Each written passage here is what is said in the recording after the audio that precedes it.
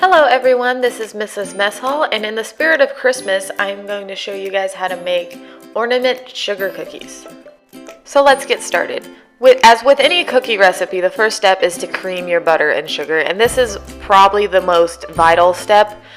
If you do not cream your butter and sugar long enough, you're not going to get the right consistency, and if you cream it too long, you're not going to get the right consistency. So you always want to make sure that you cream your butter and sugar to the right consistency.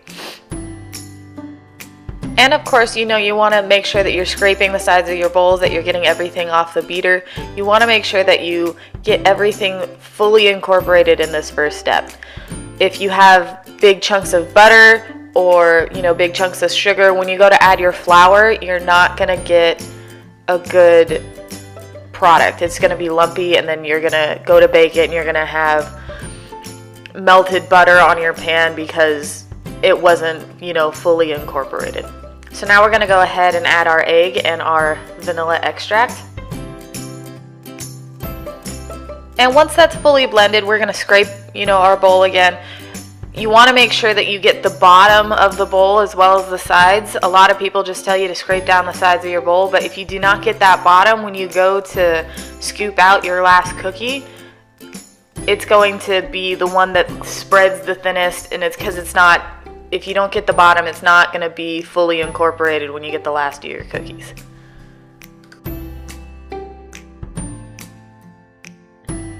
So now we're going to sift in our dry ingredients. I like to just sift everything directly into the mixing bowl. I don't really like, wasting dishes.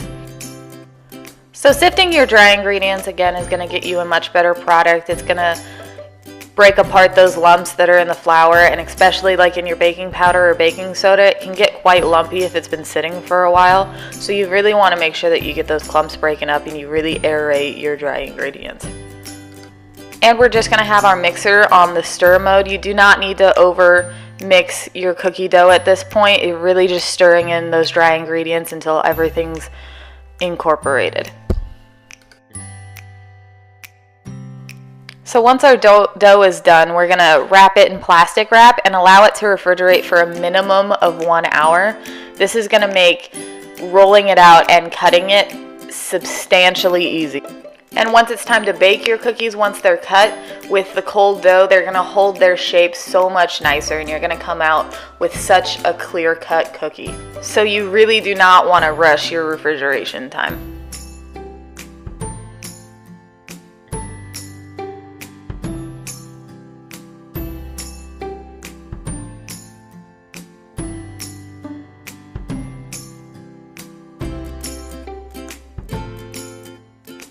So this is another important part. You really want to have a well-dusted area with flour, otherwise your dough will stick to the table. So we're just going to go ahead and unwrap our dough and put it directly on the counter.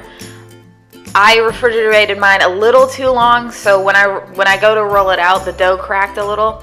But I mean, that's totally fine. Sugar cookie dough is very workable, and you can just, pinch those areas back together. So if your dough is really cold and really firm, when you pull it out of the fridge, you can wait, about 10 minutes, let it soften up a little. You don't want to wait too long because, again, you want to make sure you do have a firm dough. When you go to cut your cookies, you get that really clear cut cookie.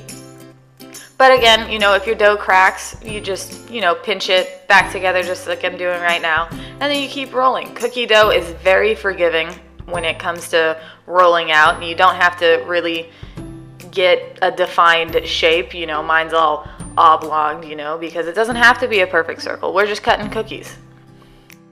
So for these cookies, you don't need anything special. I just have a circle cookie cutter, but if you want to use a good sized cup, you can do that. That way you don't have to buy any cookie cutters. I just already had them. And then we're just going to cut out all of our circles. And then with the scraps, I didn't show it in the video, but you can scoop together all your scraps and then roll it out again and then cut some more cookies.